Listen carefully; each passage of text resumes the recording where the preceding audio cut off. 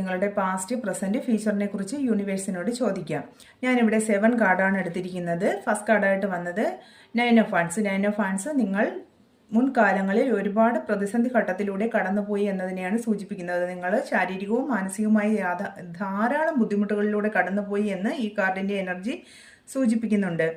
5 of wands ഇപ്പോഴും അതിനെ ചൊല്ലിയായിരിക്കും, പഴയ ആ പ്രശ്നങ്ങളെ ചൊല്ലിയായിരിക്കും ഇപ്പോഴും നിങ്ങളുടെ ലൈഫിൽ തർക്കങ്ങൾ നിലനിൽക്കുന്നു എന്ന് ഈ കാർഡിന്റെ എനർജി സൂചിപ്പിക്കുന്നത്. ഇതൊരു തർക്കത്തിന്റെ കാർഡാണ്. അപ്പോൾ തീർച്ചയായിട്ടും നിങ്ങളുടെ ലൈഫിൽ ആ പഴയ പ്രശ്നത്തെ ചൊല്ലി ആയിരിക്കും ഒരു തർക്കങ്ങൾ നിലനിൽക്കുന്നുണ്ടെന്നാണ് ഈ കാർഡിന്റെ എനർജി സൂചിപ്പിക്കുന്നത്. 3 ഓഫ് പെൻറ്റക്കിൾസ്. 3 ഓഫ് പെൻറ്റക്കിൾസ് ഒരു കൂട്ടായ പ്രവർത്തനം ആവശ്യമാണ് എന്നതിനെ സൂചിപ്പിക്കുന്നുണ്ട്. അതല്ലെങ്കിൽ നിങ്ങളിപ്പോൾ ഒരു കരിയറിലോ അല്ലെങ്കിൽ നിങ്ങൾ എന്തെങ്കിലും പഠനത്തിലോ ഫോക്കസ് ചെയ്തിട്ടുണ്ടാകാം എന്ന് ഈ കാർഡിന്റെ എനർജി സൂചിപ്പിക്കുന്നു.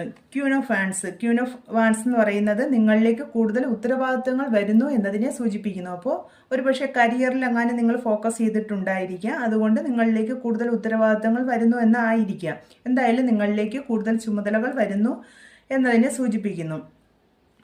നല്ല ഒരു പോസിറ്റീവ് കാർഡാണിത്. ഒരു വിജയത്തിൻ്റെയൊക്കെ കാർഡാണ്. ഒരു പക്ഷേ നിങ്ങൾ ഫീൽഡിലൊക്കെ നല്ല സക്സസ് ആയി നിൽക്കും എന്നതിന് അതുകൊണ്ടുള്ള ഒരു ഉത്തരവാദിത്വമൊക്കെ ആയിരിക്കും വരുന്നത്. ദി ഹാങ്ഡ് മാൻ എന്ന് പറയുന്നത് കാര്യങ്ങൾ വ്യത്യസ്തമായ രീതിയിൽ, അതായത് ഒരു വ്യത്യസ്തമായ രീതിയിലൊന്ന് വിലയിരുത്തുക എന്ന് ഈ കാർഡിന്റെ എനർജി പറയുന്നുണ്ട്. ജസ്റ്റിസ് എന്ന് പറയുന്നത് തീർച്ചയായിട്ടും ജസ്റ്റിസ്, നിങ്ങൾക്കൊരു ജസ്റ്റിസ് വേണമെന്ന് നിങ്ങൾ ആഗ്രഹിക്കുന്നുണ്ടാവാം. അല്ലെങ്കിൽ നിങ്ങൾക്ക് ഈ ഉണ്ടായ പ്രശ്നങ്ങളെയെല്ലാം ഒന്ന് വ്യത്യസ്തമായ രീതിയിൽ വിലയിരുത്തി നീതിയുക്തമായ ഒരു തീരുമാനം എടുക്കണമെന്ന് യൂണിവേഴ്സ് പറയുന്നത് ആകാനും സാധ്യതയുണ്ട്. അപ്പോൾ തീർച്ചയായിട്ടും നിങ്ങൾ അത് ഒന്നുകൂടെ ഒന്ന് വിലയിരുത്തി നീതിയുക്തമായ ഒരു തീരുമാനം എടുക്കാൻ ശ്രമിക്കുക. അല്ലെങ്കിൽ നിങ്ങൾക്ക് തീർച്ചയായിട്ടും ജസ്റ്റിസ് ലഭിക്കും എന്ന് യൂണിവേഴ്സ് പറയുന്നു. ഇപ്പോഴുള്ള ഈ ബുദ്ധിമുട്ടുകളെല്ലാം തന്നെ നിങ്ങൾക്ക് ഉടനെ മാറുന്നുണ്ട്. നിങ്ങളിലേക്ക് ഒരു സ്റ്റാർ, പുതിയൊരു തുടക്കം വരുന്നുണ്ട് എന്ന് യൂണിവേഴ്സ് പറയുന്നു. ന്യൂഡിറ്റിയുടെ പ്രശ്നം ഉള്ളതുകൊണ്ടാണ് ഞാൻ അങ്ങനെ ഒരു കാർഡ് എടുത്ത് മറച്ചു വെച്ചത്.